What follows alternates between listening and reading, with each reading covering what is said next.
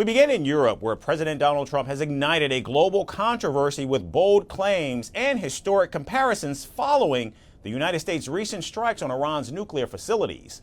The president insisted that the attacks resulted in the total obliteration of Iran's nuclear program. And now even the Central Intelligence Agency has weighed in on the president's claims, saying that the strikes did in fact severely damage Iran's nuclear facilities. Speaking at the NATO summit in The Hague yesterday, President Trump said the strikes had set Iran's atomic ambitions back by decades, likening the operation to the World War II bombing of Hiroshima and Nagasaki.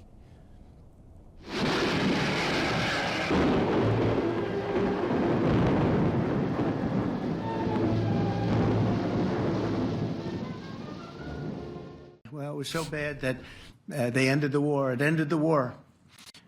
Somebody said in a certain way, that it was so devastating, actually. If you look at Hiroshima, if you look at Nagasaki, that ended a war too. This ended a war in a different way, but it was so devastating. And now these claims come a day after a leaked preliminary assessment from the Pentagon Intelligence Agency, which suggested that core components of Iran's nuclear program remained intact even after the U.S. bombings. The agency also noted that Iranian nuclear sites at Fordow, Natanz, and Isfahan had sustained damage, but were not completely destroyed and could be restored over time. In fact, the assessment even concluded that Iran's nuclear progress had likely been set back by only a few months and not decades.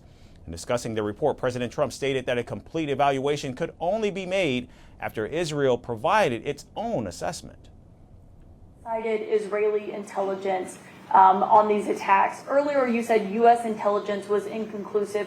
Are you relying on Israeli intelligence for your assessment of the impact of the strikes? No. The impact of the strikes? No, this is also Iran made the statement, and it's also, if you read the document that was given, that Pete can talk about if you'd like, the document said it could be very severe damage, but they didn't take that. Since then, we've collected additional intelligence. We've also spoken to people who have seen the site, and the site is obliterated, and we think everything nuclear is down there. They didn't take it out. And Trump also took aim at the media in a Truth Social post, accusing some media outlets of undermining what he described as, quote, one of the most successful military strikes in history, end quote. In fact, Secretary of State Marco Rubio and Defense Secretary Pete Hegseth also echoed skepticism over the DIA report. Secretary Rubio said, quote, this is the game they play, suggesting that elements within the government had mischaracterized the assessment. And while Defense Secretary Pete Hegseth labeled the document preliminary and of low confidence, claiming it was politically motivated. Even the FBI is now reportedly investigating a possible leak of the report. Any assessment that tells you it was something otherwise is speculating with other motives. And we know that because when you actually look at the report, by the way, it was a top secret report, it was preliminary, it was low confidence. All right, so this isn't, you make assessments based on what you know. Stuff about the intelligence, this is what a leaker is telling you the intelligence says. That's the game these people play. They read it, and then they go out and characterize it the way they want it characterized, and they're leakers. This is the game they play.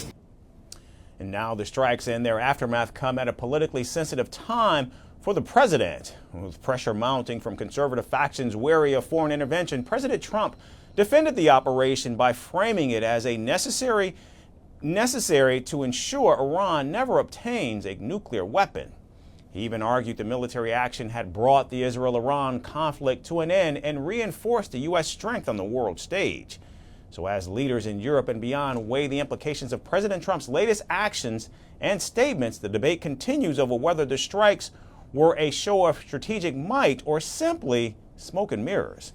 And now, as the dust settles over Iran's shattered sites and President Trump's bold claims ripple across continents, the world is left asking, was this truly obliteration or just the beginning of something bigger? Firstpost now available in 9 languages on YouTube. English, $36 trillion. French, Le FMI, comme German, Geschäftsführenden Direktor, Hindi, $30 trillion kakarjo. Indonesian, Pemerintah tanpa pemeriksaan. Italian, Sekali radikali. Japanese, 4 兆ドル以上も Portuguese, por causa do próprio balanço patrimonial. Spanish. Beautiful bill. Go to Settings, click on Audio Track and select a language of your choice. Be the first to know what's happening around you in your first language. Firstpost.